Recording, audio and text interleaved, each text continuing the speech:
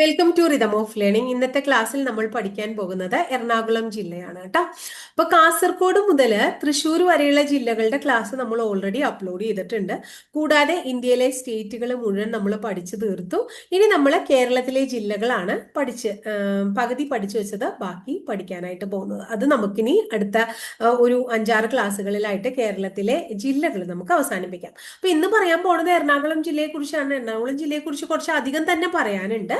അപ്പോൾ ഹിസ്റ്ററി ഭാഗങ്ങളൊന്നും അല്ലാതെ ഫാക്ട്സുകൾ മാത്രം ഉൾപ്പെടുത്തി, ഹിസ്റ്ററിയൊക്കെ നമ്മൾ ഹിസ്റ്ററിയിൽ പഠിച്ചു പോണതല്ലേ, അപ്പോൾ ഫാക്ട്സുകൾ ഉൾപ്പെടുത്തിക്കൊണ്ട് നിങ്ങൾക്ക് ആവശ്യമായിട്ടുള്ള രീതിയിൽ നല്ല ക്യാപ്സൂൾ പരുവത്തിൽ ഭംഗിയായിട്ട് നമുക്ക് ക്ലാസ് മുന്നോട്ട് പോകാം കേട്ടോ. അപ്പൊ എല്ലാവരും ഭംഗിയായിട്ട് ക്ലാസ്സുകൾ കാണുക, ആവശ്യമുള്ളവർ എഴുതി വെച്ച് തന്നെ അത് പഠിക്കുക, അല്ലെങ്കിൽ റിപ്പീറ്റ് ചെയ്ത് കേൾക്കാനായിട്ട് ശ്രമിക്കുക. ഇഷ്ടപ്പെടുന്ന ക്ലാസ്സുകൾ നിങ്ങളൊന്ന് ലൈക്ക് ചെയ്യുക, കൂടാതെ ഇഷ്ടപ്പെട്ട ക്ലാസ്സുകൾ നിങ്ങളുടെ കൂട്ടുകാരിലേക്ക് ഷെയർ ചെയ്യുക.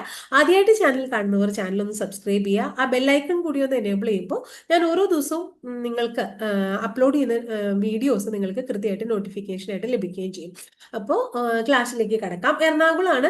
1958 ഏപ്രിൽ 1-നാണ് എറണാകുളം ജില്ല നിലവിൽ വരുന്നത്. 1958 ഏപ്രിൽ 1-ന് കേരളത്തിന്റെ സാമ്പത്തിക തലസ്ഥാനം എന്നും കേരളത്തിന്റെ വ്യാവസായിക തലസ്ഥാനം എന്നും അറിയപ്പെടുന്ന ജില്ലയാണ് നമ്മുടെ എറണാകുളം ജില്ല. എറണാകുളം ജില്ലയെ കുറിച്ച് പറയുമ്പോൾ എറണാകുളം ജില്ലയുടെ ആസ്ഥാനം ചോദിക്കുക വെച്ചാൽ കാക്കനാടാണ് നമ്മൾ പറയാം. അപ്പൊ ജില്ലാ ആസ്ഥാനം കാക്കനാടാണ്. അപ്പൊ നമ്മൾ ഓരോ സംസ്ഥാനങ്ങൾ പഠിച്ചപ്പോൾ സംസ്ഥാന ഹൈക്കോടതി പഠിച്ച പോലെ കേരള സംസ്ഥാനത്തിന്റെ ഹൈക്കോടതി സ്ഥിതി ചെയ്യുന്നത് എറണാകുളം ജില്ലയിലാണ്. ഇപ്പൊ സംസ്ഥാന ഹൈക്കോടതി നമ്മുടെ കേരളത്തിന്റെ എറണാകുളം ജില്ലയിൽ സ്ഥിതി ചെയ്യുന്നു. അതുപോലെ ഇന്ത്യയിൽ ആദ്യമായിട്ട് സമ്പൂർണ്ണ സാക്ഷരത കൈവരിച്ച ജില്ല ഏതാണെന്ന് ചോദിച്ചു കഴിഞ്ഞാൽ എറണാകുളം ജില്ലയാണ്. വളരെ ഇമ്പോർട്ടന്റ് ആണ്.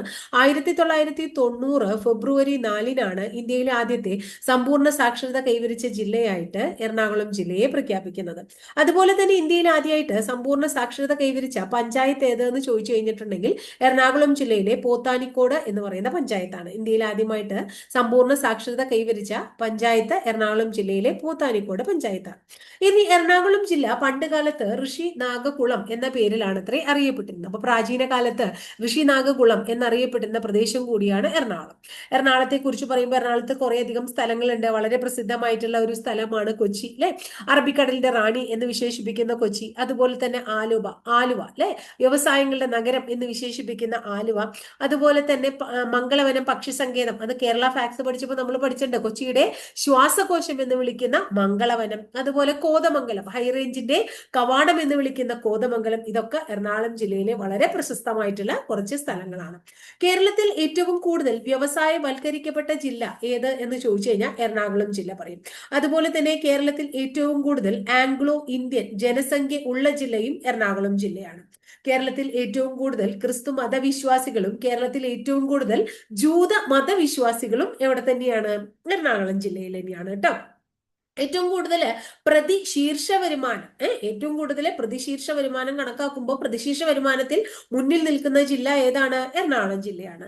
അതുപോലെ എറണാകുളം ജില്ലയിൽ ധാരാളം കാണാനുണ്ട് എന്നുള്ളത് കൊണ്ട് തന്നെ വിനോദസഞ്ചാരികളെ കേരളത്തിൽ ഏറ്റവും കൂടുതൽ ആകർഷിക്കുന്ന, അല്ലെങ്കിൽ കേരളത്തിൽ ഏറ്റവും കൂടുതൽ വിനോദസഞ്ചാരികൾ സന്ദർശിക്കുന്ന ഒരു ജില്ല കൂടിയാണ് എറണാകുളം. എറണാകുളം കേരളത്തിൽ ഏറ്റവും കൂടുതൽ നഗരവാസികളുള്ള ജില്ലയാണ്. ഏറ്റവും കൂടുതൽ ചെറുകിട വ്യവസായ യൂണിറ്റുകൾ ഉള്ള ജില്ല കൂടിയാണ് കേട്ടോ.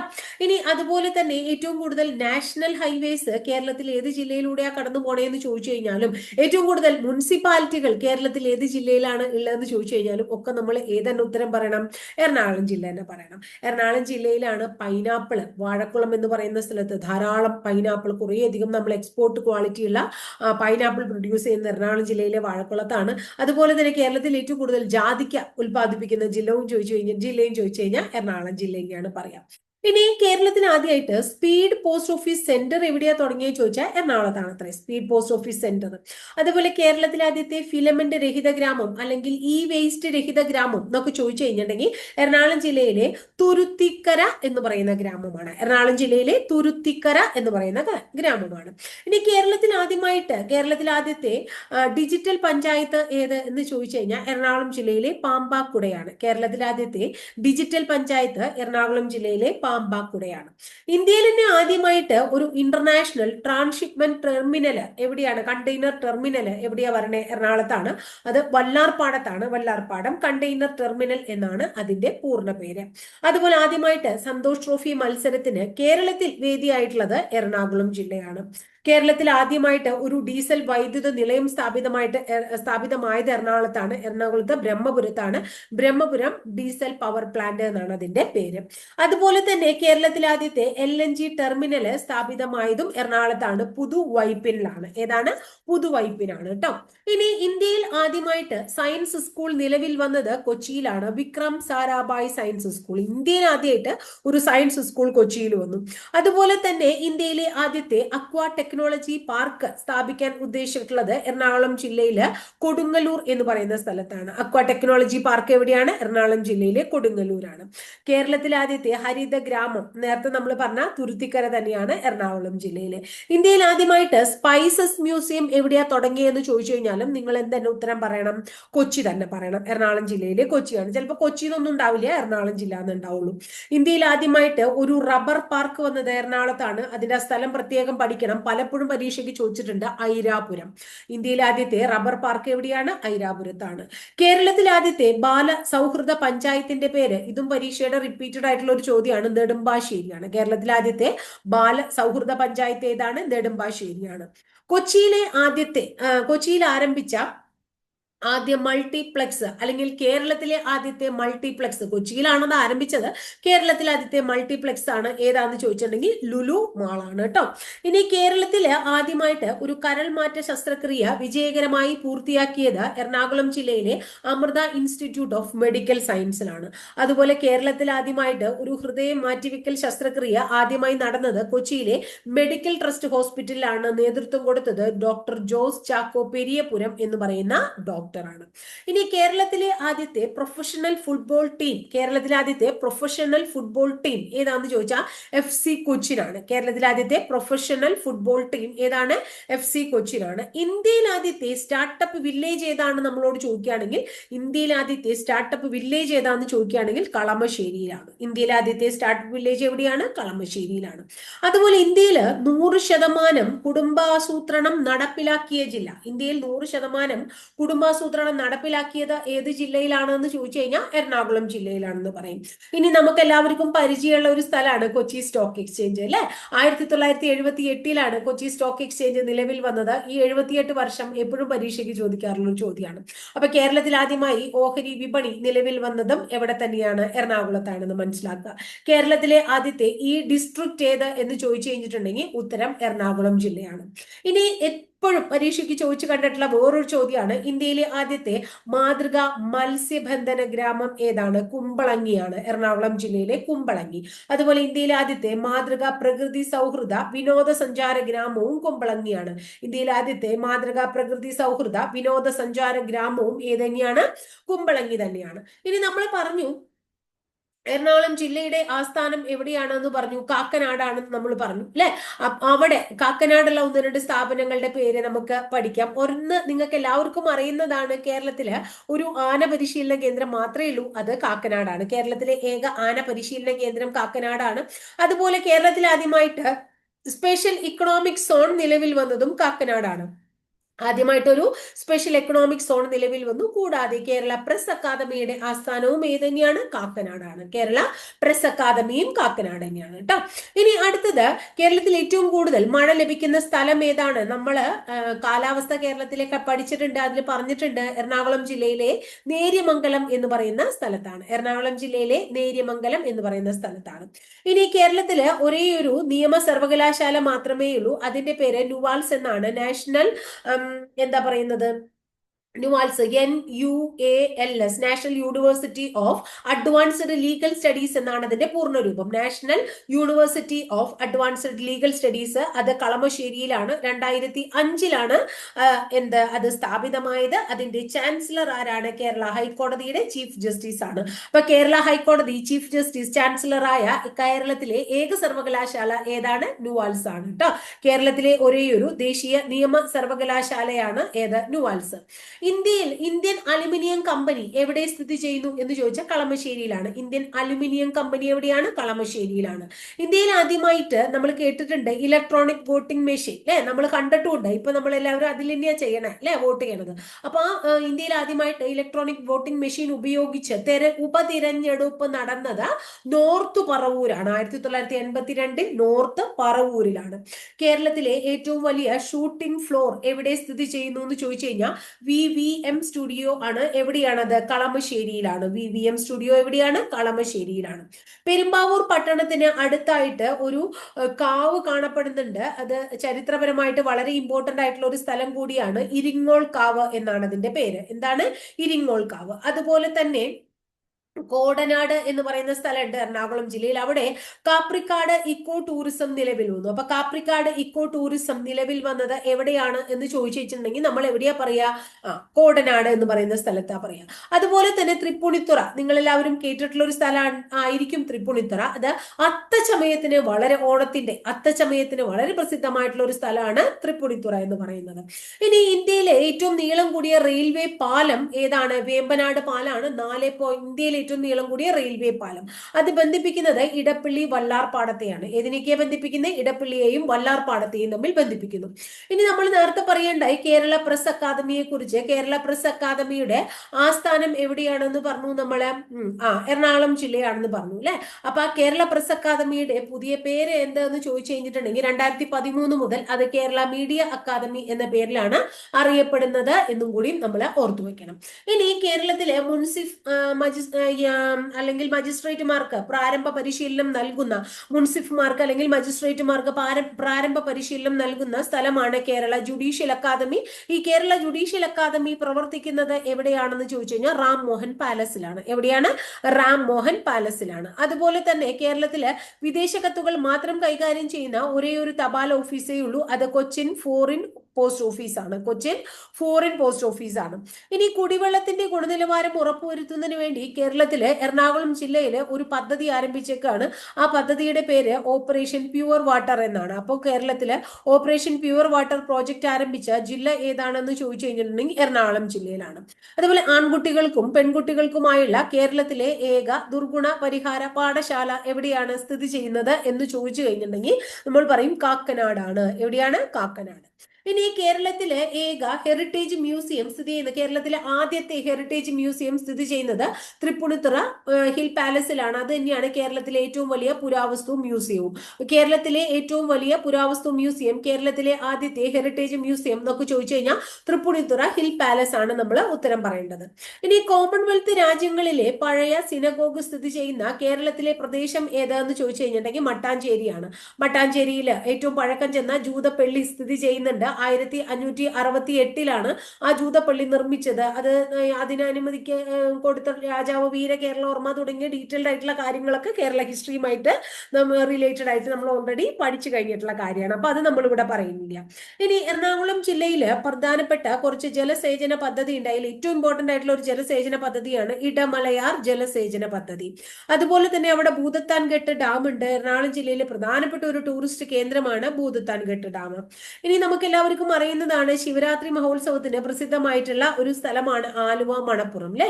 ഈ ആലുവ മണപ്പുറം ഇവിടെ ഏത് നദീ തീരത്താണ് സ്ഥിതി ചെയ്യുന്നത് എന്ന് ചോദിച്ചു കഴിഞ്ഞിട്ടുണ്ടെങ്കിൽ പെരിയാറിന്റെ തീരത്താണ് സ്ഥിതി ചെയ്യുന്നത് എന്ന് മനസ്സിലാക്കാം. ഇനി ഏറ്റവും കൂടുതൽ വിനോദസഞ്ചാരികൾ എത്തുന്ന കേരളത്തിലെ ജില്ലയാണ് എറണാകുളം ജില്ല എന്ന് നമ്മൾ പഠിച്ചു. ആ വിനോദസഞ്ചാരത്തിന്റെ വികസനത്തിനായിട്ട് അവിടെ ഒരു വള്ളംകളി സംഘടിപ്പിക്കുന്നുണ്ട് എറണാകുളം ജില്ലയിൽ. ഇന്ദിരാഗാന്ധി വള്ളംകളി എന്നാണ് അതിന്റെ പേര്. അത് സംഘടിപ്പിക്കുന്നത് കൊച്ചി കായലിലാണ് എന്നും ഓർക്കാം. ഇനി കേരളത്തിൽ പ്രധാനപ്പെട്ട മംഗളവനം, തട്ടേക്കാട് പക്ഷി സങ്കേതങ്ങൾ എറണാകുളം ജില്ലയിലാണ് സ്ഥിതി ചെയ്യുന്നത് എന്ന് നമ്മൾ ഓൾറെഡി കേരള ഫാക്ട്സിൽ നമ്മുടെ ബേർഡ് സാങ്ച്വറിയും അതുപോലെ തന്നെ വൈൽഡ് ലൈഫ് സാങ്ച്വറി ഒക്കെ പഠിച്ചിട്ടുള്ളതാണ്. ഇനി കൊച്ചി അറബിക്കടലിന്റെ റാണി എന്ന് നമ്മൾ ഓൾറെഡി പഠിച്ചു കഴിഞ്ഞു. കേരളത്തിലെ എറണാകുളം ജില്ലയിലെ ഒരേ ഒരു കോർപ്പറേഷൻ ആണ് ഏത്? കൊച്ചി കോർപ്പറേഷൻ. ദക്ഷിണ നാവിക കമാൻഡിന്റെ ആസ്ഥാനമാണ് കൊച്ചി. അതുപോലെ കേരളത്തിൽ ആദ്യമായിട്ട് ഒരു FM സ്റ്റേഷൻ നിലവിൽ വന്നത് കൊച്ചിയിലാണ്. എയർ ഇന്ത്യ എക്സ്പ്രസിന്റെ ആസ്ഥാനം കൊച്ചിയാണ്. കേരളത്തിലെ ഏക കയറ്റുമതി സാംസ്കാരിക സംസ്കരണ മേഖലയും, കേരളത്തിലെ ഏക വ്യാവസായിക കയറ്റുമതി സംസ്കരണ മേഖല എന്ന് ചോദിച്ചു കഴിഞ്ഞാലും കൊച്ചിയാണ് നമ്മൾ ഉത്തരം പറയാ. നേരത്തെ ഞാൻ പറഞ്ഞു കൊച്ചി സ്റ്റോക്ക് എക്സ്ചേഞ്ച് സ്ഥാപിതമായത് 1978 കൊച്ചിയിലാണ്.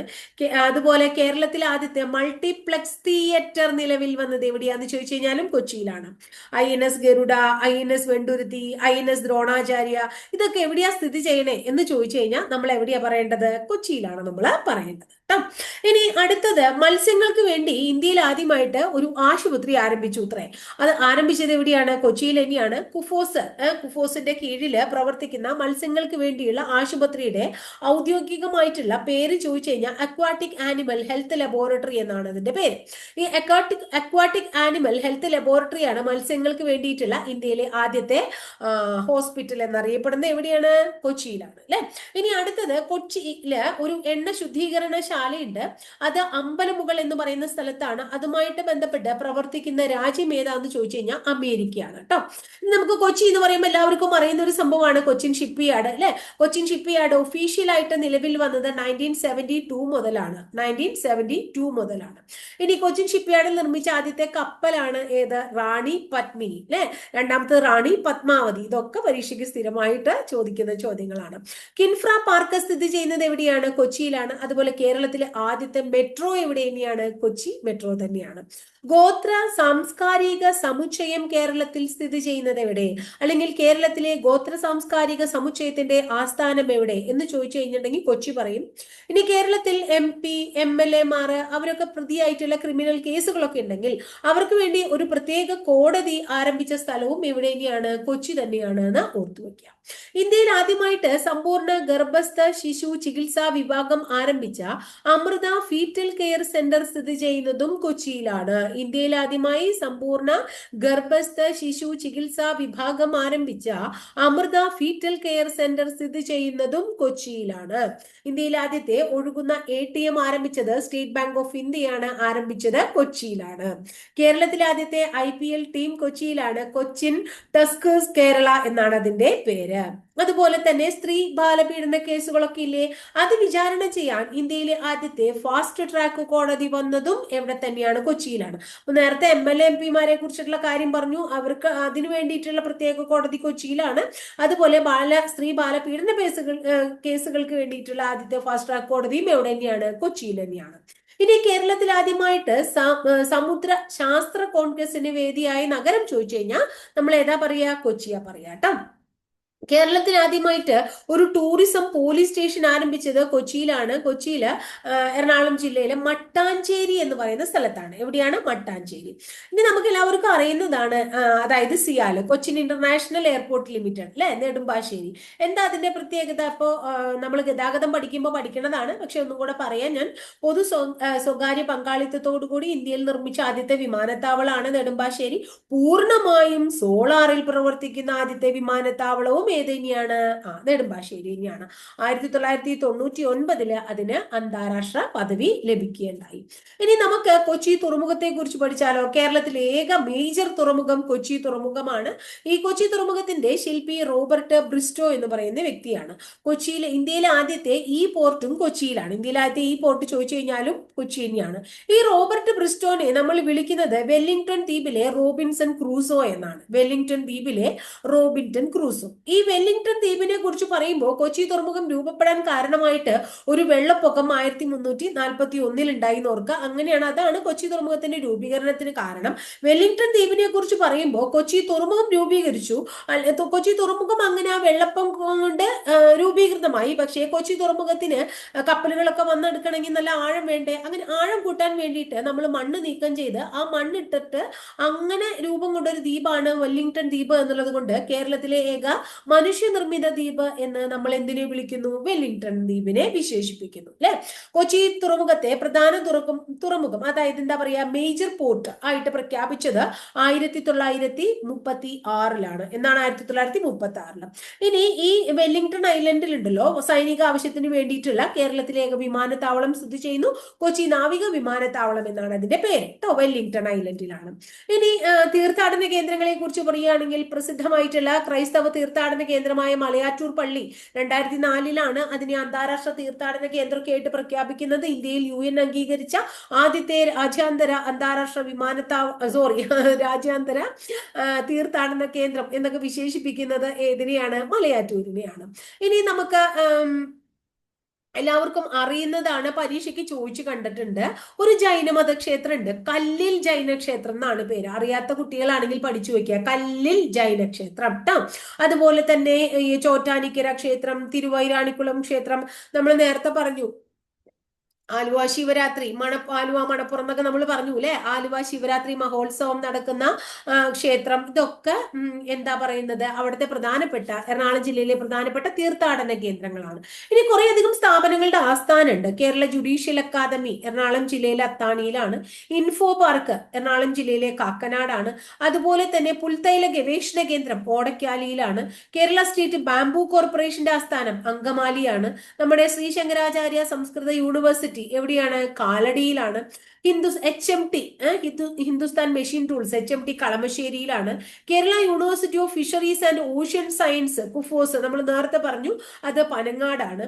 അതുപോലെ കൊച്ചിൻ ഓയിൽ റിഫൈനറി അമ്പലമുകളാണ്. National university of advanced legal studies NUALS അല്ലെ, അത് നമ്മൾ നേരത്തെ പറഞ്ഞതാണ്, കളമശ്ശേരിയിലാണ്. കൊച്ചി ശാസ്ത്ര സാങ്കേതിക സർവകലാശാല അഥവാ കുസാറ്റ്, അതും എവിടെയാണ്? കളമശ്ശേരിയിലാണ്. ഈ ഫെഡറൽ ബാങ്ക് ഉണ്ടല്ലോ നമ്മുടെ കേരളത്തില്, അതിന്റെ ആസ്ഥാനം ആലുവയാണ്. സ്പൈസസ് ബോർഡിന്റെ ആസ്ഥാനം കൊച്ചിയാണ്. അപ്പൊ ഇത്രയൊക്കെ വളരെ പ്രധാനപ്പെട്ട കുറച്ച് സ്ഥാപനങ്ങൾ.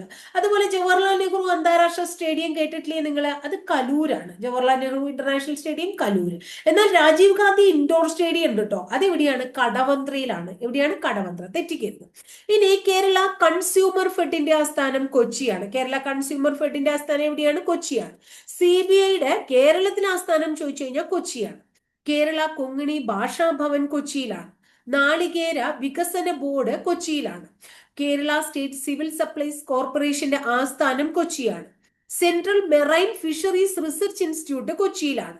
Kerala shipping and inland navigation corporation ലിമിറ്റഡിന്റെ ആസ്ഥാനവും കൊച്ചിയാണ്. ഇത്രയും ആസ്ഥാനങ്ങൾ കൊച്ചിയിലുണ്ട്.